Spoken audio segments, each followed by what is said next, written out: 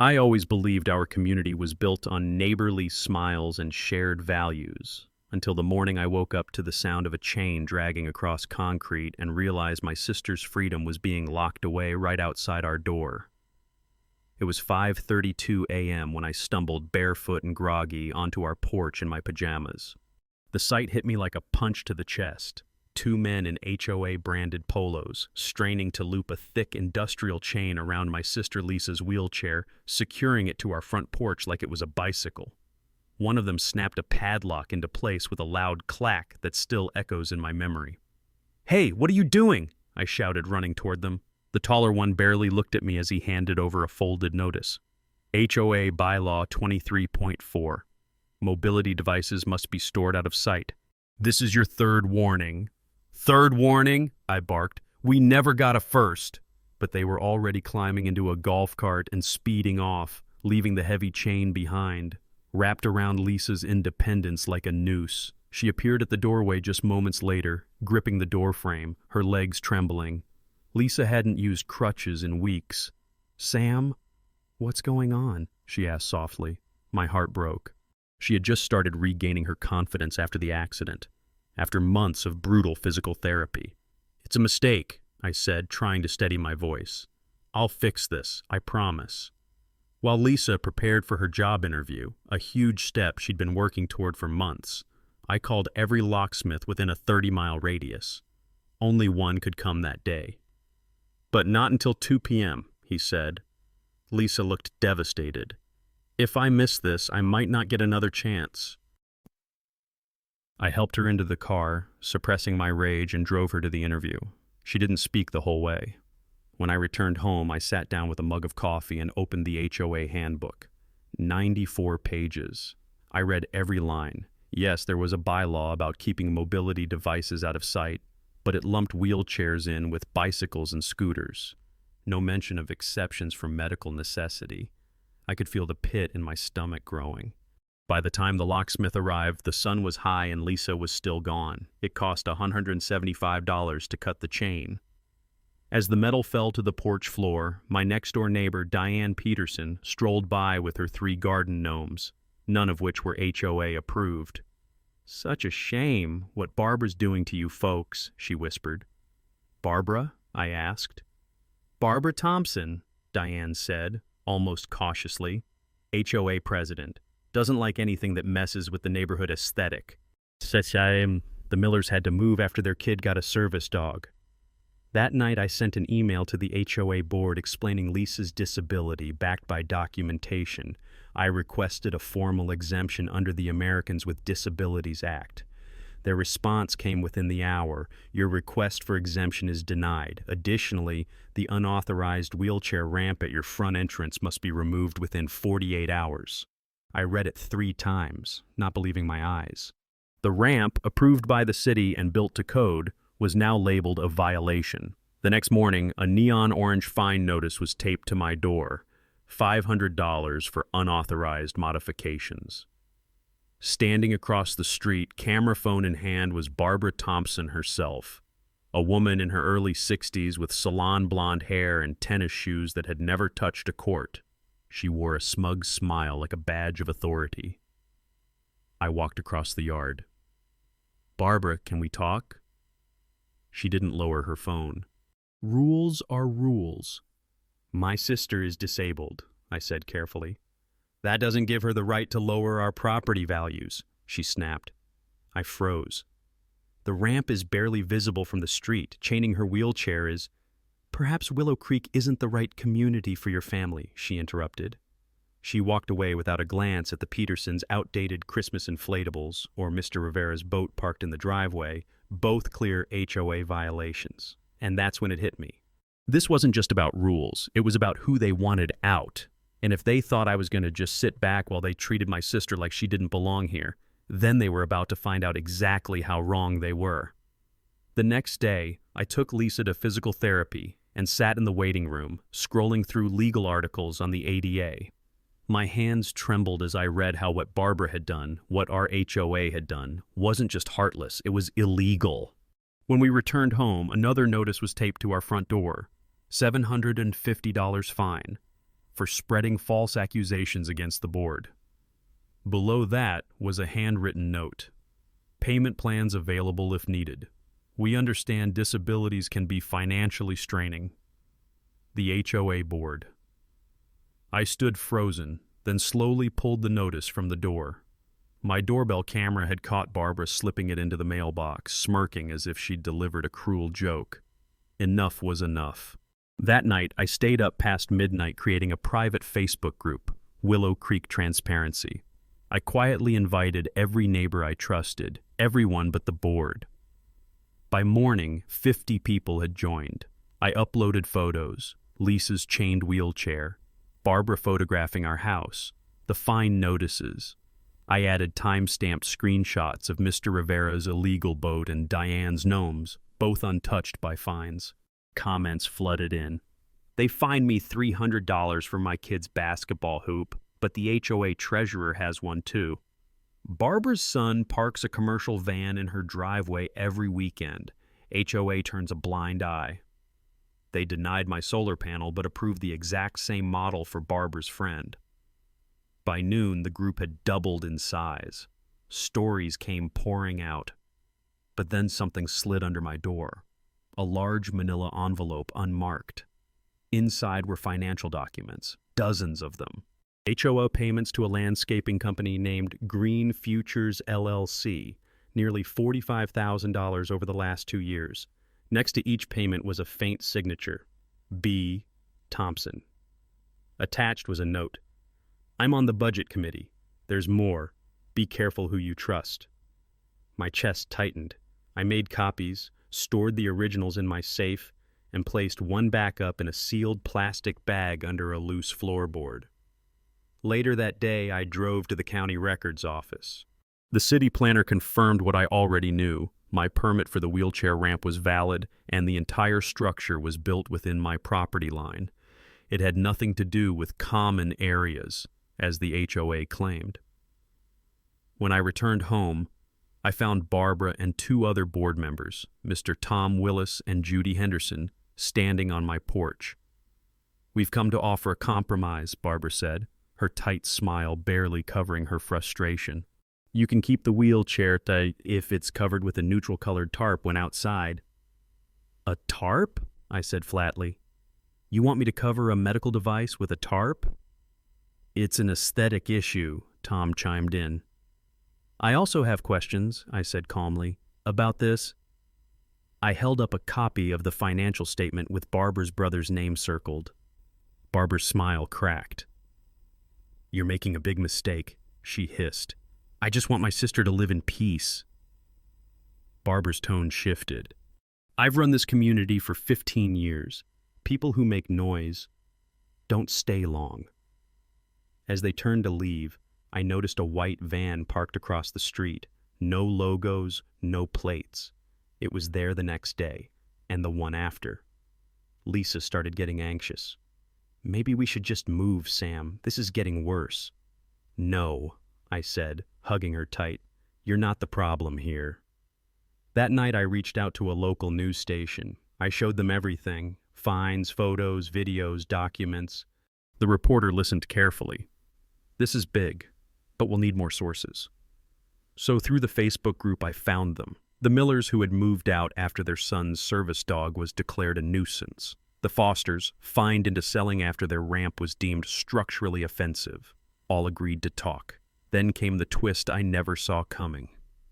Kevin Jackson, our quiet neighbor with a love for backyard grilling, knocked on my door at sunset. He looked around before speaking. Don't react. I'm not just your neighbor. I'm with the FBI. I blinked. The what? He showed me his badge, White Collar Division. We've been investigating Barbara and her network for 8 months, but now with what they did to your sister, it's civil rights too.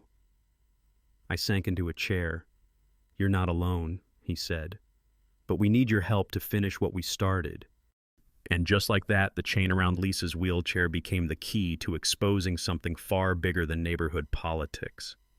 It was the beginning of a war, and we were just getting started. Kevin sat at my dining room table, flipping open a battered leather notebook filled with names, dates, and figures. "We've got Barbara tied to embezzlement, election tampering, and multiple fair housing complaints," he said. "But the DOJ wants more. We need audio. We need her words." "You want me to record her?" I asked. He nodded, then slid a paper coffee cup across the table. "It's in the cup," he whispered. "Hidden recorder inside the base. Tap the bottom once to start." I hesitated.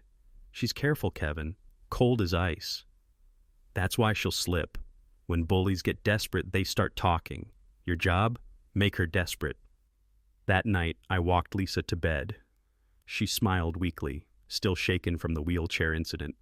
"You don't have to keep fighting," she whispered. "We can go somewhere else." I kissed her forehead.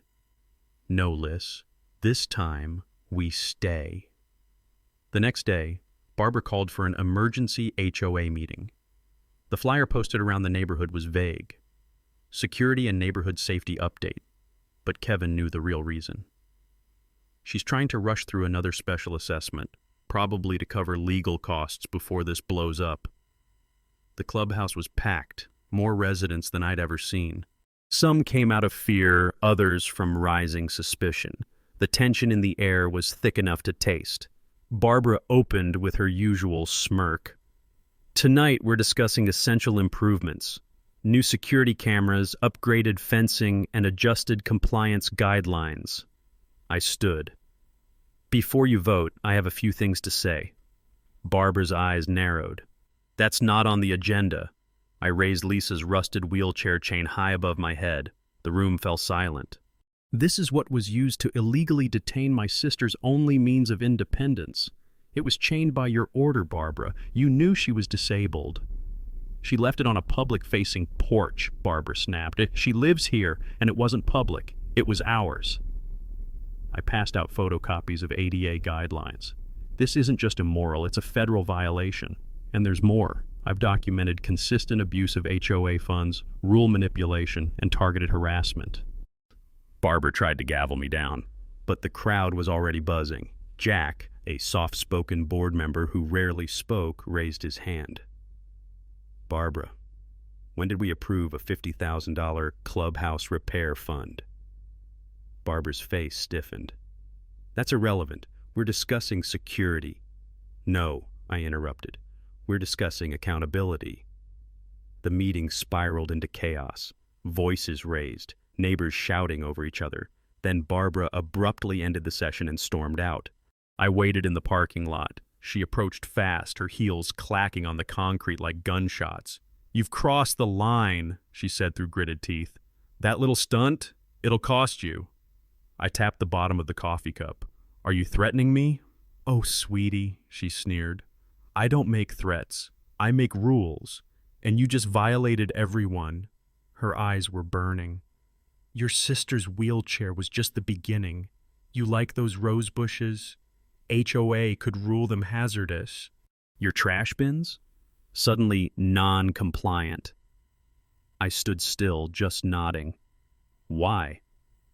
"Because I built this neighborhood," she hissed. "People like you ruin it." She leaned in closer. "The Gonzaleses with their barking mutt, the Martinezes in their inflatable pool, even old Mrs. Wilkins with her ugly walker. I got rid of them all." I stayed calm. Let her talk. Let her incriminate herself. "And the money?" I asked. "For the clubhouse? For the security cameras?" She gave a bitter little laugh. "Managing a community isn't free. I've earned every dime." Then she leaned closer. "Start packing," she said. "You won't be here in 30 days." She stormed off into the night. Back home, I locked the door, sat in the dark, and pressed stop on the recorder. My hands trembled. My heart thundered. But I had her. On tape, her voice, her threats, her admissions. This wasn't just an HOA vendetta anymore. This was evidence. Real, irrefutable evidence. And I wasn't going to bury it. I was going to broadcast it. I didn't sleep that night. I kept hearing her voice, calm, cruel, smug. echoing through the house like a warning bell. Lisa slept fitfully. Every time the wind rattled the shutters, she flinched. At 6:15 a.m., Kevin texted, "Meet me at the mailbox, bring the cup. We move today." He stood under the street lamp, blending in with joggers and dog walkers. When I handed over the coffee cup, he nodded without a word and tucked it into his coat. "She gave us everything. DOJ will fast-track charges now." I should have felt relieved. I didn't, because something felt off. By mid-morning, I caught Barbara's SUV parked in front of the clubhouse again, but this time she wasn't alone. Two of her usual lapdog board members were hauling banker boxes into the back seat. They were clearing out, covering tracks, hiding something big. I snapped a few photos and called Kevin. "She's dumping evidence." He was quiet for a second. "Stay home. Lock the doors. I'll send someone to pick up the HOA servers." But staying home didn't mean safe. At 2:48 p.m., I stepped outside to check the mailbox when I noticed tire marks across our front lawn. Deep ones.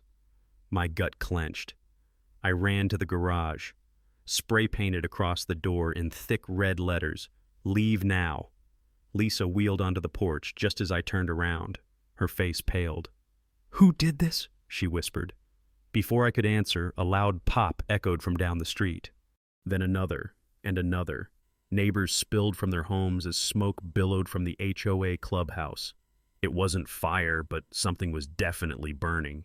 We ran closer. The back dumpster was ablaze, flames licking through folders and charred paper.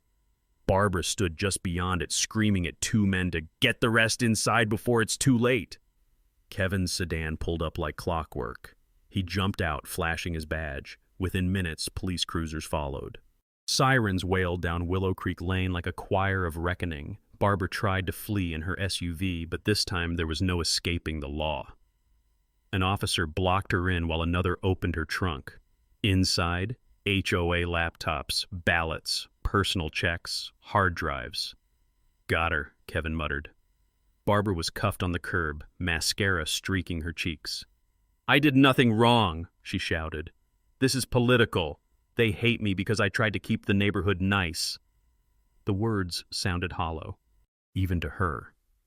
One of the HOA laptops was still logged in. Kevin opened it. "Look at this," he muttered, motioning me over.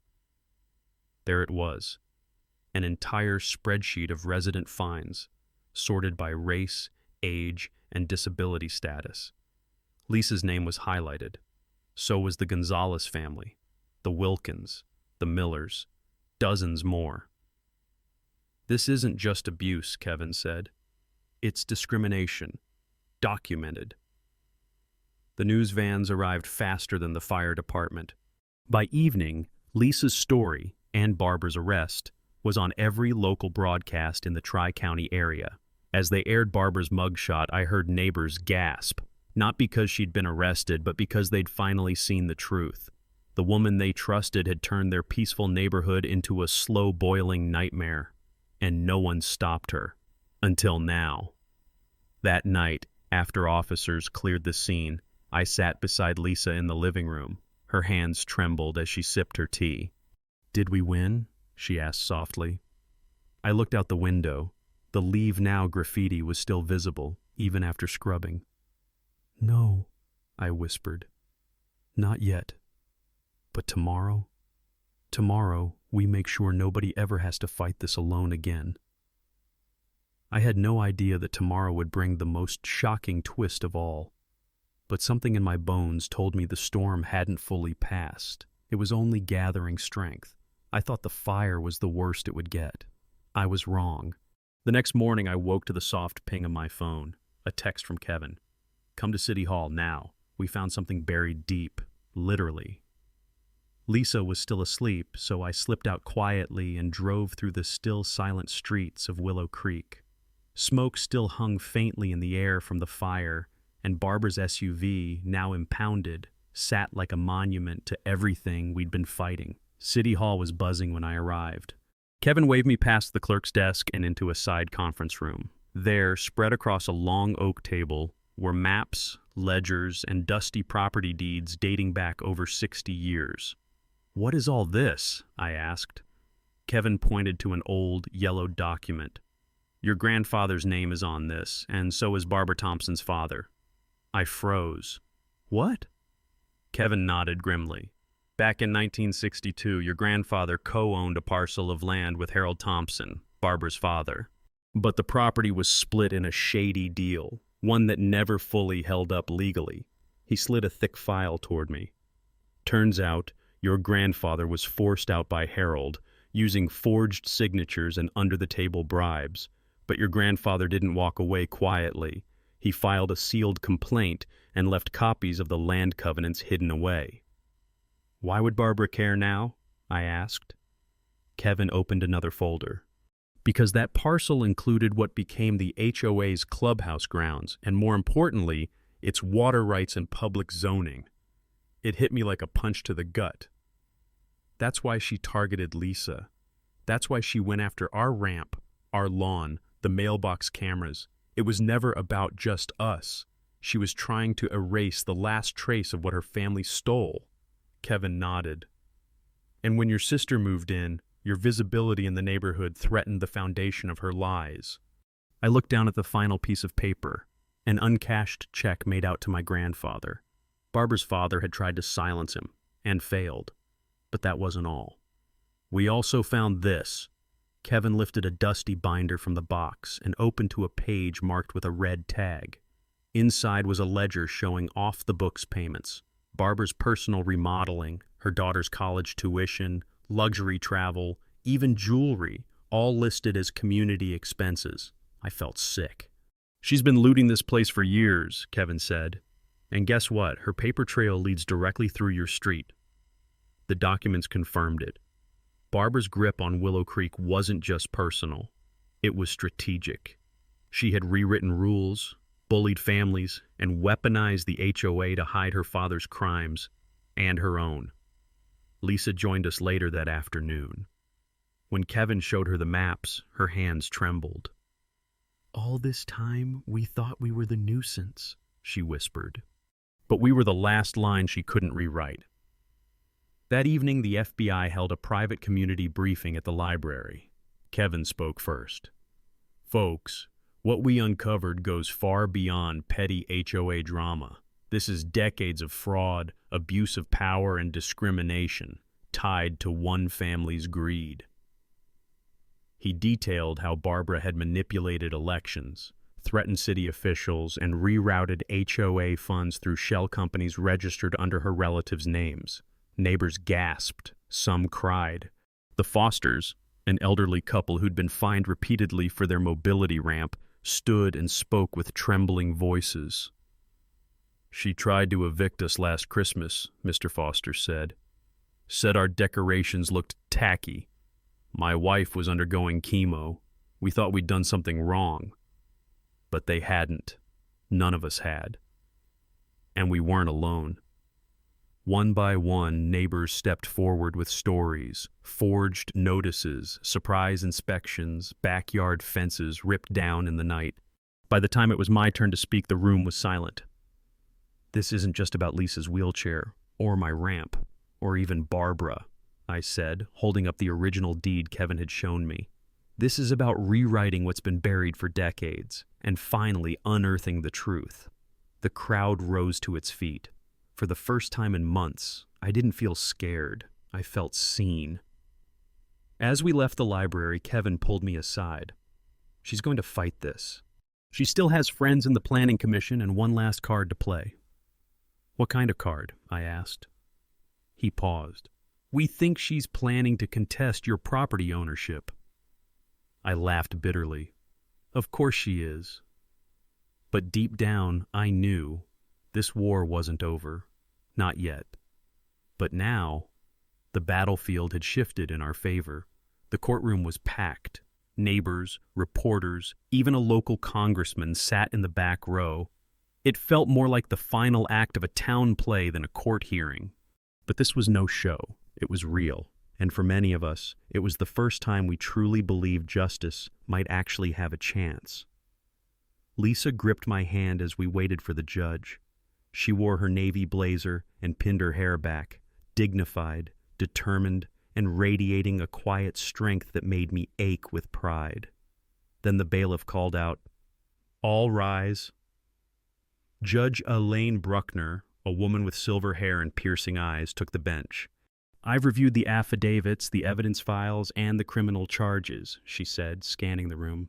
"Let it be known, this court considers the matter of Willow Creek Estates, HOA versus Samantha Taylor and related parties as a case of civil violation, abuse of power, and targeted harassment. But," she paused, "there are also criminal elements now under investigation by federal authorities." Barbara sat beside her lawyer in a sharp gray suit, trying to look composed. But the sweat beating on her forehead betrayed her. Every smug smirk, every mocking letter she'd sent, every time she chained Lisa's wheels or doctored a fine, was about to come back to her like a wrecking ball. My attorney, an older woman named Judith Morgan, stood first.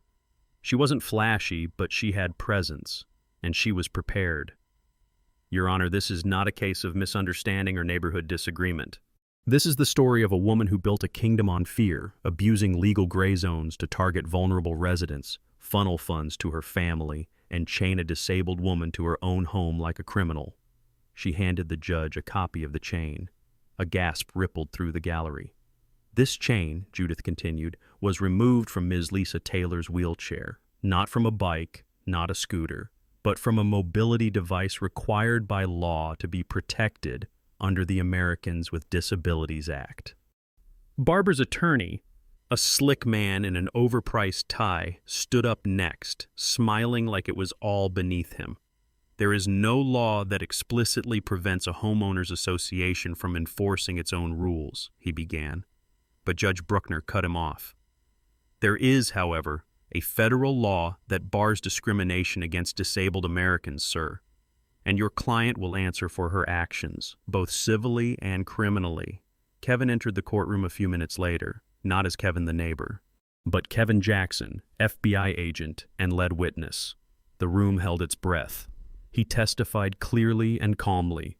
Financial misappropriation of HOA funds, intimidation, fake fines, rigged elections, personal profit from vendor kickbacks, and the deliberate targeting of non-conforming homeowners, particularly those with disabilities or different backgrounds. He pulled no punches. Barbara's lawyer objected 3 times during his testimony, each one overruled. Then came the surprise no one expected. Kevin introduced surveillance footage from the night before the HOA fire, Barbara and 2 board members breaking into the HOA records room. The screen behind the judge lit up with grainy footage, Barbara stuffing paper into a shredder, one of the men dousing a trash can with lighter fluid. The courtroom gasped. Barbara turned ghost white. "We intercepted the fire before it spread," Kevin said. "But what you see here is clear. Destruction of evidence, obstruction, criminal intent." Barbara's lawyer tried to call for a recess. The judge denied it. Then I took the stand. I told my story slowly. No drama, just truth.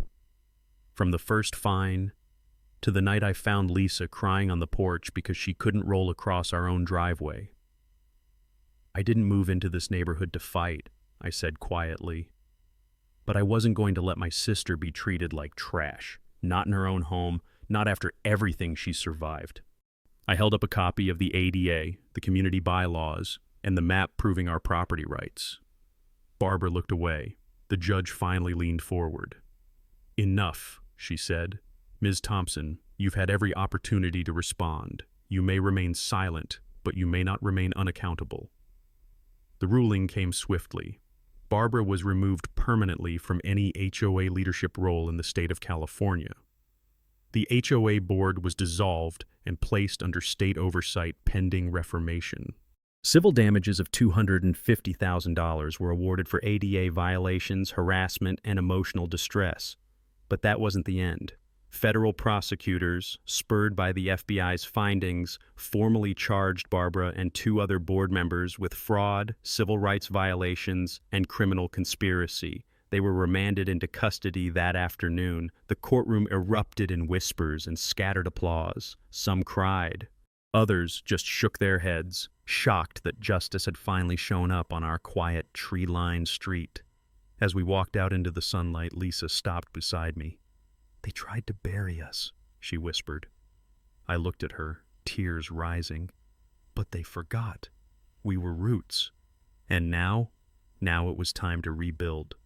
The day after Barbara was taken into custody, the sun rose differently over Willow Creek Estates. It wasn't just warmer, it felt freer, like someone had cracked open a window in a house that had been sealed tight for years. For the first time in months, Lisa wheeled herself down the driveway without me watching nervously from the porch. The air smelled like blooming jasmine, and the neighbors' kids were already chalking up the sidewalks with bright, messy drawings. No one told them to stop. By noon, someone had removed the "No Unapproved Decorations" sign from the front gate. That same week, the Interim Oversight Committee, established by the judge's order, called a neighborhood-wide vote. No closed-door meetings, no secret ballots. Just folding chairs, honest voices, and old-fashioned hand-raising. The community elected 5 new board members, including 2 military veterans, 1 retired school teacher, and, shockingly, me. I had hesitated when my name was nominated, but Lisa had squeezed my hand and said, "You didn't fight this far to sit down now." So I stood. The very first motion we passed, a full rewrite of the HOA bylaws, guided by legal experts and accessibility advocates, including Lisa herself. Every resident was invited to participate. People who hadn't spoken to each other in years began sharing coffee, comparing notes, and telling their stories. Turns out, the pain Barbara left behind had bound us. But it was our decision to heal that made us whole. One Saturday, Mr. and Mrs. Foster, our elderly neighbors, brought out lemonade and folding chairs and invited the whole street to their backyard. That afternoon, we laughed, we grilled, we talked about anything except bylaws. Lisa even gave kids rides in her motorized chair, which they called Miss Lisa's Lightning. The concrete chain that once shackled her wheelchair now hung inside a glass case at the community clubhouse, beside a simple plaque. Let this chain remind us, freedom isn't given, it's protected. We used the recovered funds from Barbara's embezzlement case to rebuild, and not just the pool or the neglected sidewalks. We rebuilt the spirit of Willow Creek. Every home now had the right to apply for changes without fear of retaliation. We expanded pathways, added accessible seating in common areas, and gave each block a voice in monthly decisions. One of the first projects we approved? A small garden by the community lake dedicated to those who had quietly endured. It was Lisa's idea. "This isn't just a place for flowers," she said at the ribbon cutting. "It's a reminder that what grows here depends on how we treat each other." A reporter from the local paper, who had covered the trial, returned to write a follow-up piece titled, "From Chains to Change: How One Community Chose Justice." She asked if I thought all this would have happened without the fight. I told her honestly, no, we needed that storm to see what needed fixing, but we also needed each other to rebuild. That night, sitting on the porch with Lisa beside me and fireflies blinking across the lawn, I looked down the street lined with soft porch lights and gentle laughter. Willow Creek wasn't perfect now, but it was ours again. And for the first time in a long time, it felt like home. A month after Barbara's sentencing, Lisa and I walked, and she rolled, down to the lake together. The air was crisp, the kind of air that smells like clean starts and stories finally told. The garden she helped design was in full bloom. Red, white, and blue wildflowers swayed under the afternoon sun, a quiet nod to the freedoms we had fought for, not in some grand courtroom, but right here on front lawns and porch steps and folded HOA letters with threats scrawled in bold ink. Lisa stopped by the small bench overlooking the water and pointed to the plaque we had added last week. "Let what we built outlast what tried to break us." She touched it gently, then turned to me with a soft smile. "You think Grandpa would be proud?" I nodded, swallowing the lump in my throat. "I think he'd be proud of you." In the months following the trial, something unexpected happened. Barbara's old house, long the symbol of silence and control, was purchased by a young couple who'd just moved from out of state. They had a toddler who loved chasing butterflies and a baby girl who squealed with joy every time Lisa spun her wheelchair in a circle. One afternoon, as I helped them carry boxes inside, the woman asked quietly, "Is it true what we heard about what happened here?" I looked at the porch, once a battleground, now just another quiet stoop with wind chimes dancing in the breeze. "It's true," I said, "but what matters more is what came after." Lisa started a community accessibility council, working with nearby neighborhoods to audit their own HOA policies. The city gave her a small civic award. She cried through her whole acceptance speech, but it wasn't from sadness. It was from relief, the kind that only comes when a long injustice finally unravels. As for me, I turned in my temporary board position after 1 year, not out of bitterness, but because I believed in passing the torch. Change shouldn't depend on a single voice. It needs many. Sometimes I still get letters from people across the country, folks who saw our story in the paper, on local news, or online, people who thought they were alone, people who lived in fear of their HOA president's clipboard. I tell them the same thing every time. You're not alone. Start with truth, add courage, then find your neighbors and build something better together. Barbara served time, not long, but long enough. I never visited her, though she tried to send Lisa a letter, an apology scribbled on legal pad paper. Lisa read it once, folded it neatly, and placed it in the drawer beside the chain. "I don't need to forget," she said, "but I also don't need to carry it anymore." And just like that, the story began to settle. Not with vengeance, not even with victory, but with peace. Today, the neighborhood has no fence dividing them from us. The mailbox no longer delivers fines.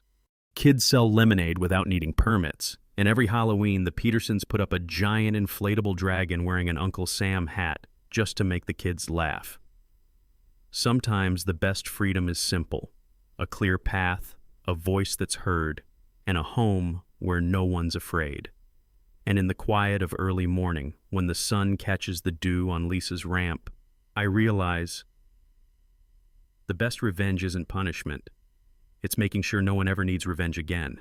Sometimes injustice doesn't come with flashing sirens or courtroom drama. It comes with a notice on your door, a cold stare from across the street, or a heavy chain wrapped around something sacred. And sometimes fighting back doesn't look like shouting or slamming fists. Sometimes it looks like quiet persistence, filing one document after another, holding your ground when it's easier to move, and standing beside someone you love when the world says sit down. This story wasn't just about a power-hungry HOA president or a broken rule book. It was about the courage to confront cruelty dressed up as order. It was about neighbors remembering what it means to be a community, not just a collection of property lines.